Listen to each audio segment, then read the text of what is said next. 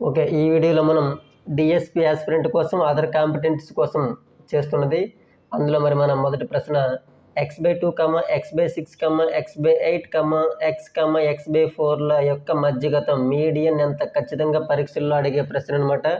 Only digits మాత్రమే మారుతుంటే ఎగ్జాక్ట్గా ఎలానే ఉంటుంది అనమాట. మరి ఎలా చేస్తాం ఒకసారి చూడండి. అంటే మనకి మధ్యగతం ఏం చెప్తుందంటే ఏవైనా ఒక డేటా, ఒక దత్తాంశం ఇచ్చేటప్పుడు ఆ దత్తాంశాన్ని ఒక ఆర్డర్లో పెట్టుకోవాలి. ఏంటి order? Ascending order or descending order. చిన్న నుంచి పెద్ద కానీ పెద్ద నుంచి చిన్న కానీ పెట్టుకున్నప్పుడు సెంటర్లో ఎవరు మిగిలితే వాడే మీడియన్. అంతేగాని ఇక్కడ ఒక 5 నెంబర్స్ ఇచ్చాడు కదా, వాటిలో ఈ సెంటర్లో ఈ x/8 మిగులుతుంది కాబట్టి ఇదే మీడియన్ అని పెట్టకూడదు, అలాగైతే రాంగ్ అవుతుంది. ఓకేనా? అయితే మీరు ఇప్పుడు వీటిని చిన్న నుంచి పెద్ద ఎలా మనం పోల్చాలి అంటే ఒకసారి చూడండి. ఈ పైన ఉన్నటువంటి ఎక్స్లన్నీ కూడాను మనకి ఒక యాపిల్తో కంపేర్ చేయండి. ఓకేనా? ఈ యాపిల్తో ఈ కింద ఉన్నటువంటి ఈ నెంబర్స్ అన్నిటిని కూడా మనం ఏం చేయాలి, వాటిని మనం మెన్తో కంపేర్ చేయాలి. ఓకేనా? మరి ఈ యాపిల్ ఇక్కడ ఇద్దరు షేర్ చేసుకుంటే, అదే యాపిల్ని 6 షేర్ చేసుకుంటే, అదే యాపిల్ 8 మెంబర్స్, అదే యాపిల్ని ఒక్కడే షేర్ చేసుకుంటున్నాడు, అదే యాపిల్ని 4 మెంబర్స్ షేర్ చేసుకుంటున్నారు. మరి వీళ్ళందరిలో మనకి ఎవరికి చిన్న ముక్క వస్తుంది? ఎవరికి చిన్న ముక్క వస్తుంది? మనుషులు ఎంత ఎక్కువైతే అక్కడ వాళ్ళకి చిన్న ముక్క వస్తుంది. ఇక్కడ చూడండి 8 మెంబర్స్ ఉన్నారు. సో x/8లో 8 మెంబర్స్ ఒక యాపిల్లే షేర్ చేసుకుంటున్నారు కాబట్టి సో అందరికంటే వాడు చిన్నవాడు అవుతుంది. కాబట్టి x/8 is the smaller one. So వీడు ఇప్పుడు ఆ తర్వాత నెంబర్ ఎవరు అవుతారు మనకి? x/6, ఆ తర్వాత x/4, ఆ తర్వాత x/2, సో లాస్ట్లో x/1. సో ఒక్కడే షేర్ చేసుకుంటున్నాడు కాబట్టి. మరి ఇప్పుడు మనకి సెంటర్లో ఎవరు మిగిలారు మనకి? ఎస్. సో మనకి మీడియన్ మనకి ఎవరంత ఇక్కడ? x/4. So x/4 is the median. Okay, median బాగానే ఉంది. మరి ఆల్రెడీ ఆ మీడియన్ మనకి ఆన్సర్ ఎంత ఇచ్చాడు? 7. కాబట్టి ఇప్పుడు ఏం చేయాలి? x/4 = 7కి కంపేర్ చేయాలి. సో ఇక్కడ డైరెక్ట్గా ఆన్సర్ చేయొచ్చు, లేదా ఒక అంచనాకి x/4 = 7 అర్థం ఏంటమ్మా?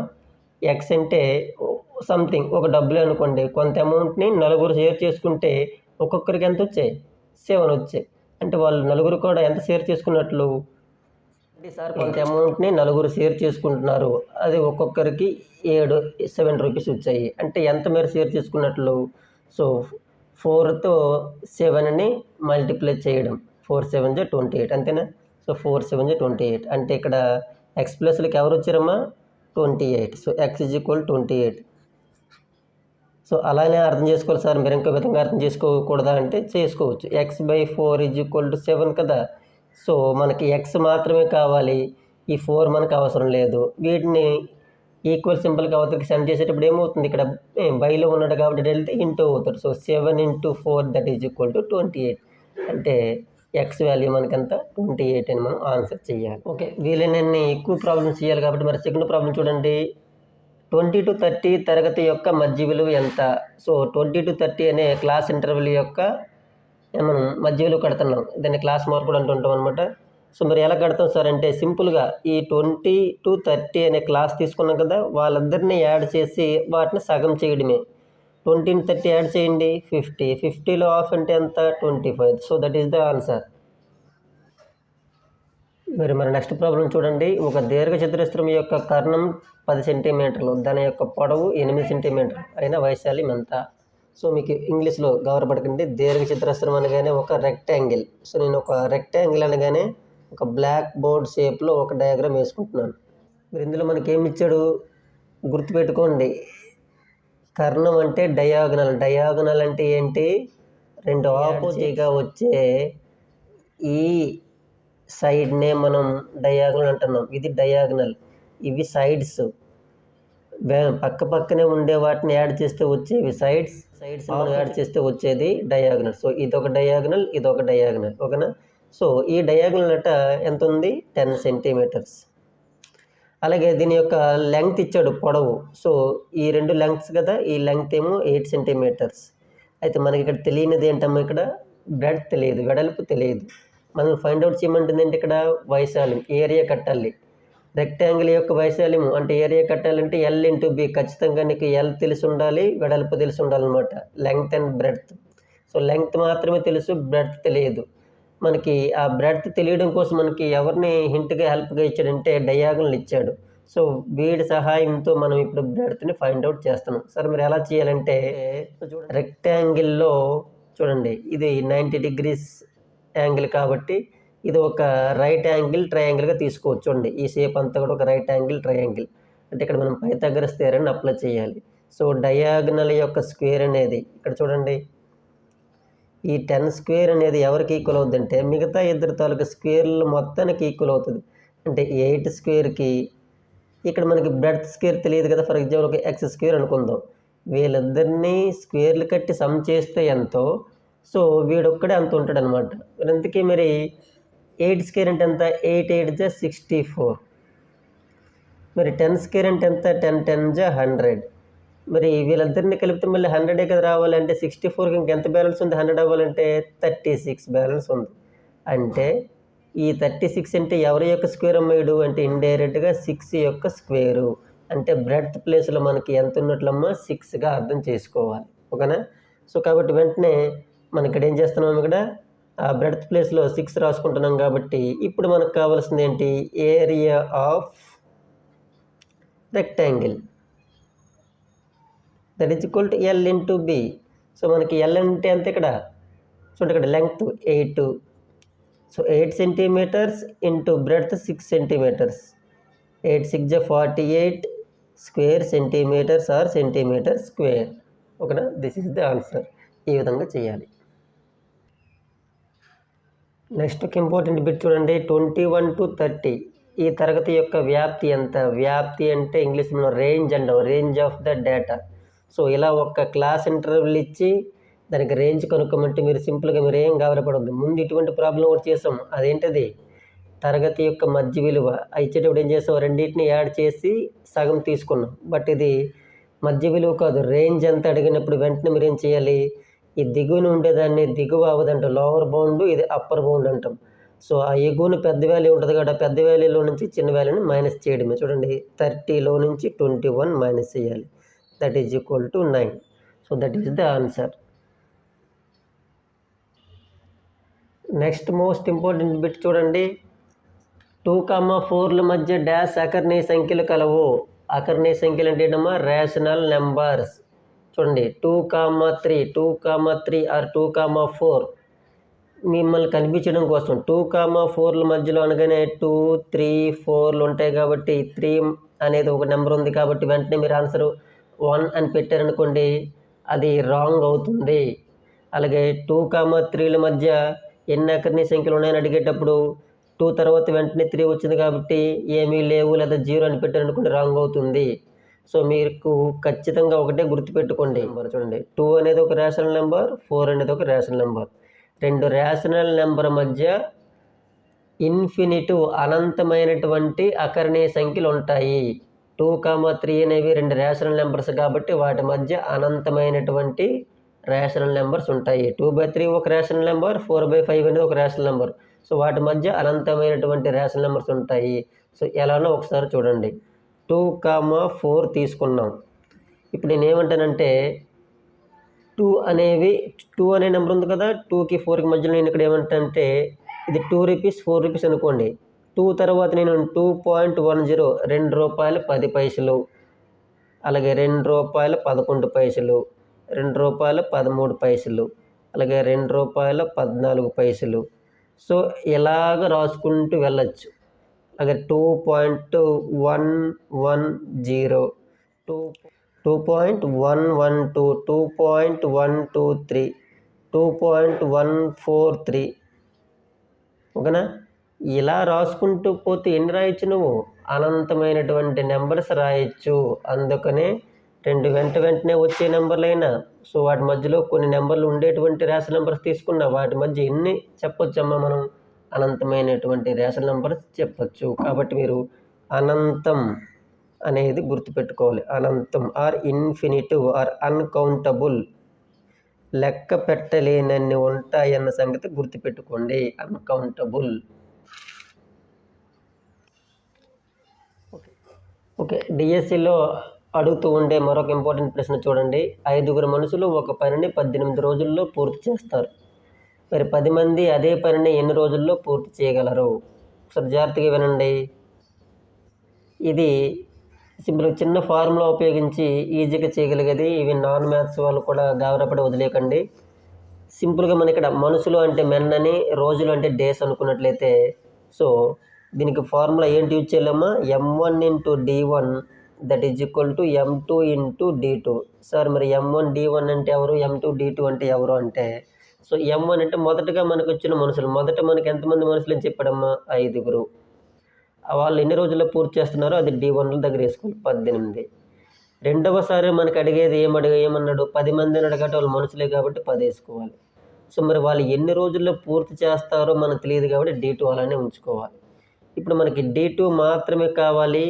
d2తో సంబంధం ఉన్న 10ని ఈ లెఫ్ట్ సైడ్ యువతలకు తీసుకొని రావాలి. అంటే వీళ్ళిద్దరిని ప్రస్తుతానికి 5 × 18ని అలాగే ఇంటూ పొజిషన్లో ఉంచి ఈ 10ని ఇక్కడికి తీసుకుని వస్తున్నాం. ఇప్పుడు చూడండి 5 టేబుల్తో 5 2 = 10, అలాగే 2 9 = 18. కాబట్టి ఇక్కడ d2 = 9 days. ఓకేనా? ఇది answer. Okay, next important problem చూడండి. Find the length of a diagonal of a square whose perimeter is 16 centimeters. Length of a diagonal యొక్క లెంగ్త్, దేని యొక్క డయాగ్నల్? స్క్వేర్. సో ఒక స్క్వేర్ని తీసుకుంటున్నాం చూడండి. స్క్వేర్ అంటే ఒక చతురస్రం. 4 సైడ్స్ ఈక్వల్గా ఉండే ఒక చతురస్రం తీసుకున్నాను. సార్ మీరు దీంట్లో డయాగ్నల్ అంటే ఏంటంటే ఇదివరకు ఉన్న ప్రాబ్లం మనం మాట్లాడుకున్నాం. ఆపోజిట్గా ఉండే 2 యాడ్ చేయగా వచ్చేదే డయాగ్నల్. ఈ డయాగ్నల్ యొక్క లెంగ్త్ ఎంత? ఇది క్వశ్చన్ మార్క్ మనకి. ఓకేనా? అయితే మీరు దీన్ని కొనుక్కోవాలంటే ఎవరికి హెల్ప్ కావాలి కదా. ఎవరు హెల్ప్ ఇచ్చాడు? దీని యొక్క పెరిమీటర్ అంటే 16 అంట. సార్ మీరు పెరిమీటర్ అంటే ఏంటి? దాని బౌండరీ చుట్టూ యాడ్ చేస్తే, అన్ని సైడ్స్ యాడ్ చేస్తే వచ్చేది పెరిమీటర్. సో మరి ఈ 4 సైడ్స్ని యాడ్ చేస్తే వచ్చేదే ఈ 16 centimeters. కాబట్టి మనకి ఇక్కడ 4 sides = 16 centimeters. మరి ఒక సైడ్ ఎంత పోయినట్లమ్మా? అప్పుడు ఆ 16ని 4తో డివైడ్ చేయాలి. That is 4 centimeters. కాబట్టి ఈ స్క్వేర్ యొక్క సైడ్ ఎంత వచ్చింది? 4 centimeters. అయితే మనకి ప్రశ్నలో అడిగింది సైడ్ అడిగాడా? సైడ్ కాదు. మరి ఏంటి అడిగాడు? డయాగ్నల్ యొక్క లెంగ్త్ ఎంత అన్నాడు. సో మరి ఈ సైడ్కి ఈ డయాగ్నల్కి ఏమైనా రిలేషన్ ఉందా? ఎస్ ఉంది. ఏంట relation? So the diagonal of a square is equal to √2 × a. So √2 × a అంటే అర్థం ఏంటమ్మా? దాని సైడ్ని √2తో ఇంటూ చేయాలి, లేదా √2 times ఉంటుంది అనమాట. అంటే √2 మీరు సైడ్ మన ఎంతకని తెలిసిపోయింది? 4. దీన్నే 4√2 centimeters అంటాం. So that is the answer. Okay, ఈ ప్రశ్న చూడండి. The cost price of 8 pence is equal to the selling price of 5 pence. Then find the profit and profit percentage. 8 పెన్నుల యొక్క కొన్న వెల 5 పెన్నుల యొక్క అమ్మిన వెలకి సమానం అయినా లాభము మరియు లాభ శాతాలు కనుక్కోండి. ఇందులో the cost price of 8 pence is equal to the selling price of 5 pence. సింపుల్గా అంటే నీ దగ్గర డబ్బులు ఉండక 8 పెన్నులు కొన్నావు. ఆ 8 పెన్నులు కొంటే వాటిలో 5 పెన్నులు అమ్మేసరికల్లా, ఓకేనా, 5 పెన్నులు సేల్ చేసేసరికల్లా నువ్వు కొన్నటువంటి ఆ 8 పెన్నుల డబ్బులు వచ్చేసాయి అనమాట. సింపుల్. 8 పెన్నులకి నువ్వు ఎంతకైతే కొన్నావో వాటిని జస్ట్ 5 pence అమ్మడం ద్వారా నీకు ఆ డబ్బులు వచ్చేసాయి. అంటే నీకు ఇంకా 3 pence తాలూకు డబ్బులు నీకు ప్రాఫిట్లో ఉందని అర్థం అనమాట.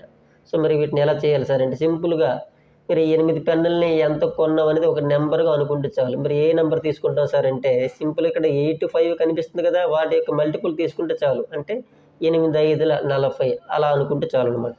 సో సింపుల్గా cost price of 8 pence, cost price of 8 pence. నువ్వు 8 పెన్నులు పెట్టుబడితో కొన్నావు. ఎంత పెట్టుబడితో కొన్నావు? 40 rupees.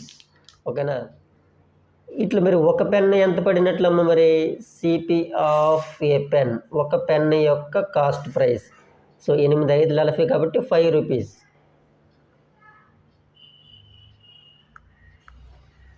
మరి వీటిలో నువ్వు సెల్లింగ్ కూడా చేసావు కదా. ఎన్ని సెల్ చేసే వాటిలో నువ్వు 5 pence. So SP of SP of 5 pens అంటే 5 పెన్స్ యొక్క సెల్లింగ్ ప్రైస్ ఎంతమ్మా, అది కూడా 40. అన్నాడు కదా 8 పెన్నులు ఎంత కొన్నావో 5 పెన్నులు కూడా అంతకే అమ్మినట్లు. 8 పెన్నులు నువ్వు 40 కొన్నావు, వాటిలో 5 పెన్నులు కూడా 40 రూపాయలకి అమ్మినట్లు. అంటే మరి so selling price of a pen, ఒక పెన్ను ఎంతకి అమ్మినట్లు అప్పుడు that is equal to 40/5 that is equal to 8 rupees. 5 8 40 కదా, సో ఒక పెన్నుని 8 రూపాయలకి అమ్మినట్లు. సో చూసారా, ఒక పెన్ను యొక్క కాస్ట్ ప్రైస్, ఒక పెన్నును 5 రూపాయలకు కొని అదే పెన్నుని 8 రూపాయలకి అమ్మావు. సో మరి నీకు ప్రాఫిట్ వస్తుందా లేదా? ఎంత ప్రాఫిట్ వస్తుంది చూడండి. ఒక పెన్ను పైన ప్రాఫిట్ ఆన్ ఏ పెన్, ఒక పెన్ను పైన ఎంత ప్రాఫిట్ వస్తుంది? సో 8 రూపాయల్లో నుంచి 5 రూపాయలు మైనస్ చేస్తున్నాం, that is equal to 3 rupees. గుర్తుపెట్టి, ఒక పెన్ను పైనటువంటి ప్రాఫిట్ ఎంత? 3 రూపీస్. అలాంటి మన దగ్గర ఎన్ని పెన్నులు మనం కొన్నాం మరి? 8 పెన్స్. సో 8 పెన్స్ యొక్క profit on 8 pens that is equal to 8 3s 24 rupees profit. గుర్తుపెట్టుకోండి, ఓన్లీ ప్రాఫిట్ మాత్రమే అడిగితే 8 పెన్నుల పైన ఎంత అని చెప్పాలి? 24 రూపీస్ అని చెప్పాలి. అయితే మరొకటి అడిగాడు కదా, ప్రాఫిట్ పర్సంటేజ్ ఎంత అన్నాడు. Profit percentage. సో మరి ప్రాఫిట్ పర్సంటేజ్ ఎలా కడతామమ్మా? Profit by cost price into 100. So మరి ప్రాఫిట్ మనకి ఎంత వచ్చింది? 24 రూపీస్. కాస్ట్ ప్రైస్ ఎప్పుడు కూడా ప్రాఫిట్ పర్సెంట్ అయినా లాస్ పర్సెంట్ అయినా కాస్ట్ ప్రైస్ మీదే లెక్కించాలి. సో కాస్ట్ ప్రైస్ 8 పెన్నులు మనం ముందే అనుకున్నాం 40 రూపాయలు కొన్నామని, ఇంటూ 100. ఈ రెండింటిని మనం 20 టేబుల్తో కొట్టేస్తున్నాం. 25 100, 22 40. 2 టేబుల్తో 2 12 కొట్టేస్తున్నాం. ఈ రెండింటిని మళ్ళీ ఇంటూ చేయాలి. 12 5 60%. So that is the answer. Next important bit చూడండమ్మా. ఒక బహుముఖి యొక్క అంచులు 12, శీర్షాలు 6 అయిన తలాలు ఎన్ని? సో ఇక్కడ నువ్వు గుర్తుపెట్టుకోవాల్సిందల్లా ఈ తెలుగులో ఉన్నటువంటి ఈ పదాలని ఇంగ్లీష్లో ట్రాన్స్లేట్ చేసుకోవడం రావడం వస్తే చాలు అనమాట. సో ఏంటవి? అంచులు. అంచులు అనగానే ఇంగ్లీష్లో మనం ఏమని పిలుస్తాం? ఎడ్జెస్. సింపుల్గా ఎడ్జెస్, ఈ అని గుర్తుపెట్టుకోవాలి. శీర్షాలు. శీర్షాలుని ఇంగ్లీష్లో ఏమంటాం? వెర్టిసిస్. వి అని గుర్తుపెట్టుకోవాలి. సో వెర్టిసిస్, శీర్షాలు అంటే వెర్టిసిస్. అలాగే తలాలు చూడండి, తలాలు ఇంగ్లీష్లో మనం ఫేసెస్ అని వాడతాం. ఫేసెస్ అంటే ఫేస్ అంటే తలమారు ముఖం అనమాట. ముఖాలన్నా తలాలన్నా గుర్తుపెట్టుకోండి ఇక్కడ, ఓకేనా? సో ఈ మూడింటిని కూడా ఇంగ్లీష్లో గుర్తుపెట్టుకుంటే ఆయిలర్ యొక్క ఫార్ములాను యూజ్ చేసి చాలా ఈజీగా చేయొచ్చు అనమాట. మరొకసారి, ఇంగ్లీష్లో మనం ఎడ్జెస్ అంటాం, అవి తెలుగులో అంచులు. అలాగే శీర్షాలు ఇంగ్లీష్లో వెర్టిసిస్ అంటే వి గుర్తుకు రావాలి. శీర్షాలు అనగానే వి గుర్తుకు రావాలి. అంచులు అనగానే ఈ గుర్తుకు రావాలి. తలాలు అనగానే ఫేసెస్ అని గుర్తుకు రావాలి. ఈజీగా గుర్తుంటుంది మీకు. నెక్స్ట్ అయితే సరే మరి ఏంటి ఆయిలర్ యొక్క ఫార్ములా అంటే, so F+V that is equal to E+2. Sir దీన్ని మరి ఎలా గుర్తుపెట్టుకోవాల్సి అంటే ఒకటే సింపుల్గా FV అంటే ఫెవికాల్ అని గుర్తుపెట్టుకోండి. ఫెవికాల్ని దేనికి యూజ్ చేస్తామంటే విరిగిపోయినటువంటి ఎడ్జిల్ని అతికించడానికి. రెండుగా విరిగిపోయిన ఏమైనా 2 ఎడ్జెస్ ఉంటే వాటిని అతికించడానికి FV ఫెవికాల్. దానికి ఈజ్వల్ టు దేనికి ఉపయోగిస్తాం? ఎడ్జెస్ని అతికించడానికి, రెండుగా విరిగిన ఎడ్జెస్. ఇలా గుర్తుపెట్టుకోండి. మరి వీటిని ద్వారా మరి మనకు ఈ తలాలు, ఈ ఫార్ములాలో తలాల్ని ఎలా ఫైండ్ అవుట్ చేస్తాం సార్ అంటే, వీటిలో నీకు ఎవరు తెలుసు వాటిని సబ్స్టిట్యూట్ చెయ్యి. ఎఫ్ అంటే ఏంటి? ఫేసెస్.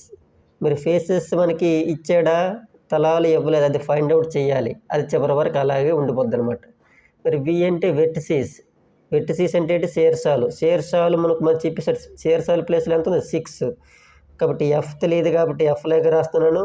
శీర్షాలు ప్లేస్లో వి ప్లేస్లో 6 అని ఇచ్చేటప్పుడు 6 రాశాను. ఈక్వల్ సింబల్ అలాగే రాశాను. ఈ అంటే ఎడ్జెస్, అంచులు మనకు చెప్పాడు 12 అని, 12 రాశాను. 2 అనేది నెంబర్ మనకు తెలుసుగా, 2 లాగా రాస్తాం. ఇప్పుడు 12ని 2ని యాడ్ చేయండి, 14. F+6 అలానే ఉంచండి. రైట్ సైడ్ 14 వస్తే లెఫ్ట్ సైడ్ కూడా 14 కదా రావాలి. అంటే మరి 14 రావాలంటే 6కి ఇంకా ఎవరిని యాడ్ చేయాలి? ఎస్, 8ని. కాబట్టి F=8 ఈజ్ ద ఆన్సర్. మరి ఈ ప్రాబ్లం చూడండి. What is the unit digit in the following? 91 into 92 into 93 into 94 into and dash dash dash up to 99. So 91 నుంచి 99 వరకు ఉండే నెంబర్స్ అన్నిటిని కూడా మల్టిప్లై చేస్తే దాని యొక్క యూనిట్ ప్లేస్లో వచ్చే డిజిట్ ఎంత, ఒకట్ల స్థానంలో వచ్చే ఆ నెంబర్ ఎంత అని అడిగాడు. మనం 91 నుంచి 99 వరకు అన్నిటిని మల్టిప్లై చేయాలా అని అనుకోకండి. సింపుల్గా ఒక తెలివిగా నువ్వు ఆలోచన చేయాలన్నమాట. ఏంటది? సో ఇందులో ఈ సిరీస్లో మనకి 95, 96, 97, 98 కూడా వస్తున్నాయి కదా. వాటిలో నేను ఒక రెండింటిని చూజ్ చేసుకుంటున్నాను. ఏంటవి? 92 into 95 ఇదే సిరీస్లో ఉన్నాయి కదా. వీటిని మల్టిప్లై చేస్తే సింపుల్గా ఈ 5ని 2ని వన్స్ ప్లేస్లో ఉండే వాటిని మాత్రమే ఇంటూ చేయండి. 5 2 = 10. సో మళ్ళీ యూనిట్స్ ప్లేస్లోకి ఏమొచ్చింది? 0. ఈ 0ని ఏ నెంబర్ యొక్క వన్స్ ప్లేస్లో డిజిట్తో ఇంటూ చేసిన ఏమొస్తుంది? 0 వస్తుంది. కాబట్టి ఈ టోటల్గా ఉన్నటువంటి ప్రోడక్ట్ అంతట్లో కూడా మనకి యూనిట్స్ ప్లేస్లో వచ్చే మొత్తం 0 కాదు, యూనిట్స్ ప్లేస్లో వచ్చే నెంబర్ 0 అవుతుంది. సో ఎలా గుర్తుపెట్టుకోవాలి? ఏదైనా సరే ఒక సిరీస్ ఇచ్చేటప్పుడు అందులో వన్స్ ప్లేస్లో ఎక్కడైనా 0 ఉన్నా ఆ కంప్లీట్ ప్రోడక్ట్లో ఖచ్చితంగా 0 వస్తుంది. లేదా అదే సిరీస్లో 2 into 5 వచ్చే సందర్భం ఉన్న, ఇక్కడ చూడండి 92, 95 ఈ 2ని 5ని మనం ఇంటూ చేసే సందర్భం వస్తుంది. కాబట్టి ఇక్కడ కూడా మనకి వన్స్ ప్లేస్లో 0 వచ్చే అవకాశం ఉంది. కాబట్టి ఎంటైర్ ఈ ప్రోడక్ట్లో వచ్చినటువంటి అది ఎంత పెద్ద నెంబర్ అని యూనిట్స్ ప్లేస్లోకి ఎవరు వస్తారు? 0. కాబట్టి you have to concentrate on 2 and 5 once. ఈ రెండింటి పైన 2ని అలాగే 5 పైన కాన్సన్ట్రేట్ చేయాలి. అలాగే డిఎస్సిలో కానీ అదర్ కాంపిటేటివ్ ఎగ్జామ్స్లో కానీ చాలా ఎక్కువ సార్లు అడిగే ప్రశ్న, కన్ఫ్యూజింగ్ ప్రశ్న. చూడండి, ఈ రెండు వేరు ప్రశ్నలు, ఒకదానికి ఒకటి మనం ఆన్సర్ చేసే అవకాశం ఉండే ప్రశ్నలు అనమాట. సో మొదటి ప్రశ్న ఏంటో చూడండి. 1 + 2 + 3 + 4 up to dash dash dash 100. So 1 నుంచి 100 వరకు ఉన్నటువంటి అంకెల మొత్తం ఎంత అనేది ఇది డైరెక్ట్ ప్రశ్న. మరి ఈ ప్రశ్న చూడండి, 1 + 2 + 3 + 4 అప్ టు 100 యొక్క సరాసరి ఎంత, లేదా యావరేజ్ లేదా మీన్ అంటాడనమాట. సో 1 నుంచి 100 వరకు ఉన్నటువంటి అంకెల మొత్తం వేరు, 1 నుంచి 100 వరకు ఉన్నటువంటి అంకెల యొక్క సరాసరి వేరు. ఓకేనా? ఈ రెండింటిని చాలా జాగ్రత్తగా మనం ఆన్సర్ చేయాలి. మన ప్రీవియస్ వీడియోలో దీనికోసం చెప్పాం. 1 to 100ని 1తో మొదలుపెట్టి అది ఎంత పెద్ద నెంబర్ అయినప్పటికీ కూడా వాటి యొక్క మొత్తం కనుక్కోవాలంటే మనకి ఫార్ములా ఏంటి? n × n+1/2. సో మనకి n × n+1/2 ఫార్ములా ఉపయోగించి మొత్తం ఎంత వద్దో మనం ఫైండ్ అవుట్ చేయొచ్చు. మరి ఇందులో 1 నుంచి స్టార్ట్ అయ్యి 100 వరకు ఉన్నాయి కాబట్టి n అంటే ఇక్కడ లాస్ట్ నెంబర్ 100 ఇంటూ, మరి n+1 అంటే 100 తర్వాత వచ్చే నెంబర్ 101/2 వేసుకోవాలి. ఈ 2తో 250 = 100. 50ని 101తో ఇంటూ చేస్తే 5050 ఈజ్ ద ఆన్సర్. మరి రెండో ప్రాబ్లం ఏం చెప్తుంది? 1 నుంచి 100 వరకు ఉన్నటువంటి అంకెల యొక్క సరాసరి కట్టమని ఉంటుంది. సరాసరి అంటే సగటు, సరాసరి, సగటు లేదా ఇంగ్లీష్లో యావరేజ్ ఆర్ మీన్ అంటాం. దీనికి మరి ఏంటి? సింపుల్గా యూజ్ చేస్తారు. ఇక్కడ మనకి ఆ మొత్తంలో n అనేది క్యాన్సిల్ అయిపోతుంది. సింపుల్గా మీరు n+1/2 కడితే చాలు. n+1/2 అంటే లాస్ట్ నెంబర్కి ఒకటి యాడ్ చేసి దాన్ని /2 చేస్తే చాలు. మరి ఇందులో లాస్ట్ నెంబర్ ఎంత? 100. దానికి 1 యాడ్ చేసి సగం చేయాలి. 100కి 1 కలిపితే 101. 101లో సగం ఎంత? 100లో సగం 50, 1లో సగం అర అంటే 0.5. సో 50.5. దీన్ని ఎలా రాయాలి? 50.5 ఈజ్ ద ఆన్సర్.